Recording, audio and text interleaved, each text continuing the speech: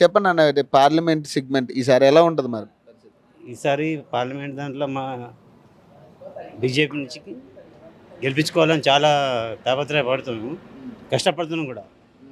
గెలవాలి. బీజేపీ ఎందుకు అనుకుంటున్నారు? అక్కడ నరేంద్ర మోడీ చరిష్మతోటి ప్రతి ఒక్క ఇక్కడ ఉన్న క్యాండిడేట్ కూడా నరేంద్ర మోడీ ఏమిటనేది వాళ్ళకి తెలిసిపోతుంది. కనీసం ఇప్పుడు రేషన్ వస్తుంది అనుకో, 6 కిలోల బియ్యం ఎవరు ఇస్తున్నారంటే నరేంద్ర మోడీ. ఇక్కడ ఈ రాష్ట్రాలు ఇస్తలేరు, కనీసం వాళ్ళకి తిండి పెడుతుందంటే నరేంద్ర మోడీ. ఉచిత బియ్యం రూపాయి లేకుండా. దానితోటి కూడా చాలామంది మోడీ మోడీ అని చాలా అది చేస్తారు. ఇప్పుడు ఇక్కడైతే మీకు బీబీ పటేల్ ఉంటాడు అంటారు సార్. ఇంకా వి పటేల్ ఉన్నా ఎవరున్నా మోడీ చరిష్మాతోటి ఈజీగా గెలుచుతారు. మరి సురేష్ సర్కార్ పరిస్థితి ఏంటి? సురేష్ షెట్కర్ది ఇడికి 3 సార్లు చూసినాం మేము, కానీ ఒక్కసారి గెలిచిండు, ఒకసారి ఓడిపోయిండు, మర్ర వచ్చిండు. ఆయన పోతాడు మర్ర. కానీ మరి అంటే ఇక్కడ కాంగ్రెస్ గెలిచింది కదా మొన్న, మరి ఆ ఎఫెక్ట్ పడదా? అన్న కాంగ్రెస్ గెలిచింది, కానీ కాంగ్రెస్ ఎమ్మెల్యే అక్కడికే, ఈడ మన ఎంపీ దాకా మా దాకా రాదు. కష్టం. మోడీ అంటావు. మోడీ చరిష్మా అంతే. చెప్పండి అన్న, అంటే ఎలా ఉంటుంది ఈసారి పార్లమెంట్ ఎన్నికలు? మోడీ వస్తారా లేకపోతే రాహుల్ గాంధీయా? ఏంటి పరిస్థితి? మోడీ రావాలని చాలా కోరుకుంటున్నామన్నా మేము. చాలా మోడీ చేసిన పనులన్నా ఎనలేని అభిమానం మాకు మోడీ అంటే. పార్లమెంట్ పరిధిలో అయినా దేశానికే విశ్వగురువు లేక చూస్తున్న సమయంలో మనకు అనుకున్న పనులు చేయడానికి చాలా 18 గంటలు పనిచేసే ప్రధానమంత్రి వారు ఒక్కరే. కాబట్టి దేశం తర్వాత ఫస్ట్ దేశం, తర్వాత ఇండివిజువల్, తర్వాత పార్టీ అనే రకం. కాబట్టి మనకేదైతే అవసరమో అది చేస్తారు మోడీ గారు. మోడీ గారి ముందు చూపు ఏంటంటే, ఇప్పటి వరకు బాత్రూమ్స్ కూడా లేని దౌర్భాగ్య స్థితిలో ఉన్న దాన్ని ముందు చూపుతో ఆలోచించారు. కాబట్టి మోడీ గారు అంటే మాకు చాలా అభిమానం. అందులో 18 గంటలు పనిచేయడానికి ఆయన ఈ 73 ఇయర్స్లో కూడా ఉన్నాడు. కాబట్టి మాకు మోడీ అంటే చాలా అభిమానం అన్న. అంటే ఒకటే అంటే ఇప్పుడు ఈ పార్లమెంట్ నియోజకవర్గం జహీరాబాద్ వస్తుంది, మరి మీకు బీబీ పటేలా లేకపోతే సురేష్ సత్కార్ ఇద్దరు ఎవరు? మాకైతే బీబీ పాటిల్ రావాలని కోరుకుంటున్నాం అన్న. ఆయన కోసం, గెలుపు కోసం మేము ఒక కార్యకర్తలా పనిచేయడానికి కూడా సిద్ధంగా ఉన్నామన్న. అంటే ఎందుకు బీబీ పటేల్? బీబీ పాటిల్ అంటే మాకు పార్టీ మీద అభిమానం అన్న. మోడీ గారి ఆధ్వర్యంలో నడవడానికి ఆయన సిద్ధంగా ఉండు కాబట్టి, పార్టీ ముఖ్యం కాబట్టి, అందులోకి వీరు వచ్చారు కాబట్టి మాకు ఆయన అంటే కూడా ఇష్టమే. మరి బీబీ పటేల్ గతంలో 2 సార్లు గెలిచారు కదా, అంటే ఏమైనా అభివృద్ధి జరిగిందా? అభివృద్ధి కొంతమేరకు జరిగింది. అభివృద్ధి జరగలేదనడం కాదు, ఆయనకు పనిచేయడానికి అవకాశం వాళ్ళు ఇచ్చిరు ఇచ్చినంత వరకు చేయించినారు.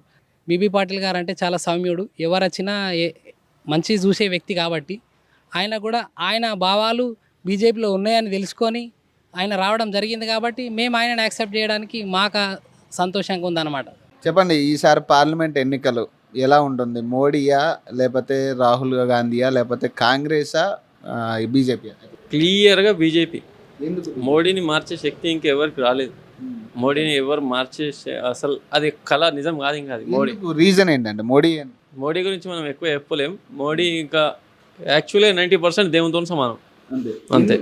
దేవుడితో సమానం అంటే మామూలు విషయం కాదు కదా. ఎందుకని డెవలప్మెంట్ ఆయన గురించి మనం ఎంత చెప్పినా తక్కువనే. ఇంకా అంతే. అది దాంట్లో అసలు మనకు మోసం అనేది ఉండదు. ఇంకా రాజశేఖర రెడ్డి ఎంత చేసిండు దానికన్నా 10 ఇంతలు ఎక్కువ చేసిండు డెవలప్మెంట్. ప్రతి ఒక్క చిన్న పల్లె గ్రామంలో చివరి ఇంట్లో ఏం జరుగుతుందో కూడా మోడీకి అవగాహన ఉంటుంది.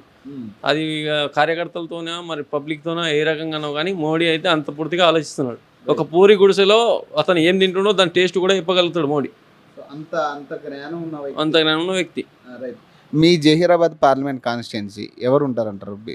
బీబీ పటేలా, సురేష్ సత్కార్? పార్టీ పరంగా చూసుకుంటే ఇప్పుడు మనం ఉన్నదానికి మాత్రం 100%గా బీజేపీ వస్తుంది. ఆ క్యాండిడేట్ ఎవరైనా ఉండని, బట్ బీజేపీని ఫామ్ చేయాలన్న కోరిక ప్రజల్లో ఏక రకంగా పెరిగిపోయిందో మనం రీసెంట్గా కామారెడ్డిలో చూసినాం. అదే రకంగా రిపీట్ అవుతుంది. ఎవరు ఎన్ని ఊహాగానాలు వేసినా బీజేపీ మళ్ళీ అదే స్థానంలోకి వస్తుంది. క్యాండిడేట్ ఎవరైనా కానీ బీజేపీ పార్టీని చూసి ఓటు పడుతుంది. ఒక పర్సన్ని చూసి ఒక 20% ఉంటే పార్టీ పరంగా 80% ఉంటుంది. గతంలో 2 సార్లు గెలిచింది కదా, మరి అప్పుడు ఏమైనా డెవలప్మెంట్ జరిగిందా బీబీ పటేల్? జరిగింది. కాకపోతే ఈ మన వేరే పార్టీలు దాన్ని కప్పి పెడతాయి అంతే. ఆలోచిస్తేనే తెలుస్తుంది అదేమేమి జరిగింది, ఏమేమి చేసింది అనేది. వేరే పార్టీలు ఏంటంటే అడ్వర్టైజ్మెంట్ చేస్తుంటాయి అంతే. న్యాయం జరిగింది ఆలోచిస్తేనే కనిపిస్తుంది. ఇవన్నీ పుకార్లు వస్తూనే ఉంటాయి. వాళ్ళు కలర్ బ్యానర్లు ఇంటూ మార్కులు వేసి పెట్టినంత మాత్రాన జరిగిన నిజాలు ఎటు పోవు. క్షుణ్ణంగా ఏర్పడతాయి. చెప్పండి, ఇప్పుడు పార్లమెంట్ ఎన్నికలు వస్తున్నాయి.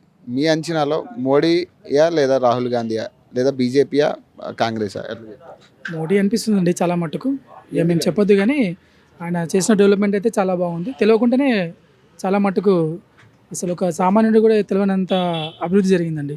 ఎందుకంటే ఇప్పుడు ఈరోజు సామాన్యుడు చాలా ఎంత ఉదాహరణకి చెప్పాలంటే ధరల గురించి కావచ్చు తర్వాత ఇంకా వేరే వేరే అభివృద్ధి కావచ్చు, కానీ వాళ్ళు ఊహించిన స్థాయి కంటే ఎక్కువ సంపాదిస్తున్నారు డబ్బులు అయితే.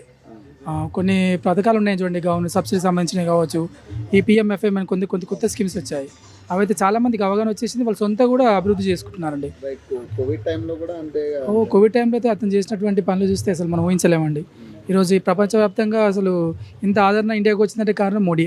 శ్మశాన వాటికలు అవి వచ్చినాయి. ప్రణాళిక సంబంధించిందంటే చూడండి, గ్రామాలలో శ్మశాన వాటిక లేదు, ఊళ్ళలో అభివృద్ధి సీసీ రోడ్లు కావచ్చు, ఈ పిల్లలకు సంబంధించి స్వచ్ఛ భారత్ స్కీమ్ కింద బాత్రూమ్లు కావచ్చు, ఏవైనా కూడా దీనివల్ల వచ్చినాయంటే సెంట్రల్ గవర్నమెంట్ స్కీమ్స్ అండి అవన్నీ కూడా. రైట్. అంటే ఇప్పుడు ఇక్కడ మీ నియోజకవర్గం తీసుకొస్తే పార్లమెంట్ నియోజకవర్గం జహీరాబాద్, బీవీ పటేలా, సురేష్ సత్కార ఇద్దరిలో పోటీ ఎలా ఉంటుంది? ఎవరైతే బెటర్ అంటారు? ఎక్కువ మట్టుకు మోడీ అంచనా కాబట్టి బీవీ పాటిల్కి ఉంటుందండి. చాలా మోడీని బట్టే ఉంటుంది. అంతే, మోడీని బట్టండి. ఇక్కడ వ్యక్తిగతం ఏమీ లేదు.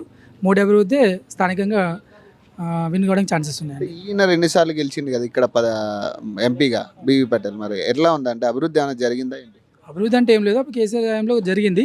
బట్ ఇప్పుడు ఇక్కడ ఏంటంటే స్థానికంగా అప్పుడు వేరే గవర్నమెంట్ ఉండే, సెంట్రల్ వేరే గవర్నమెంట్ కాబట్టి కొంచెం వాళ్ళిద్దరి మధ్య అవగాహన ఉండకపోవచ్చు, కమ్యూనికేషన్ ఉండకపోవచ్చు, కోఆపరేషన్ ఉండకపోవచ్చు, దానివల్ల జరగలేకపోవచ్చు. కానీ ఇప్పుడైతే మోడీ వస్తే ఎక్కువ అవకాశాలు ఉంటాయి. ఎందుకంటే ఇప్పుడు గ్రామ పంచాయతీ లెవెల్ చూస్తే ఈ పంచాయతీ వ్యవస్థ వచ్చింది కదా, డైరెక్ట్ ఫండ్స్ కూడా గ్రామ పంచాయతీకి వచ్చేస్తున్నాయి. సో దానివల్ల అభివృద్ధి డైరెక్ట్ వచ్చేస్తుంది. అంటే ప్రజలే అన్నీ కోరుకుంటున్నారు, దాని విధంగానే అభివృద్ధి చేసుకుంటున్నారు కదా. రైట్. అంటే ఇప్పుడు ఇక్కడ కాంగ్రెస్ ప్రభుత్వం నడుస్తుంది కాబట్టి ఈ ఎఫెక్ట్ ఎంపీ ఓట్ల మీద పడుతుందా పడదా? పడదండి. ఎందుకంటే ఇప్పుడు అందరికీ తెలిసిపోయింది, అందరికీ కూడా అవగాహన వచ్చిందండి. ఇంతకుముందు అంటే ఎలా ఉంటుందంటే వ్యవస్థ, ఏ ఊరైతే గెలిస్తే ఏముందనే ఫీలింగ్ ఉండేది. ప్రతి ఒక్కరు కూడా తెలిసిపోతుంది ఎవరు ఏం చేస్తున్నారు, ఎవరు చేయట్లేదు, ప్రశ్నించే తత్వం అందరికీ వచ్చింది.